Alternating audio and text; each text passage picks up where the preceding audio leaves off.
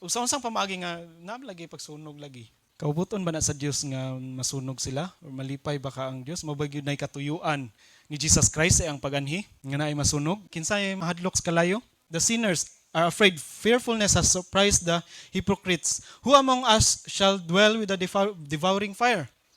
Who among us shall dwell with the everlasting burnings? Kinsa di ay ning mga tawo nga nagmo-dwell sa everlasting burnings? He that walketh righteously. Kinsa man ni sila? Mga tao nga balaan. Ano ni sila ang maka-enter sa consuming fire? O kinsa itong consuming fire? Asa siya nagdwell? In heaven. So asa tinuod ang everlasting burnings. Ang tinuod nga walay pagkapalong nga kalayo na asa langit. Kay nga naman, unsa gani ang kalayo?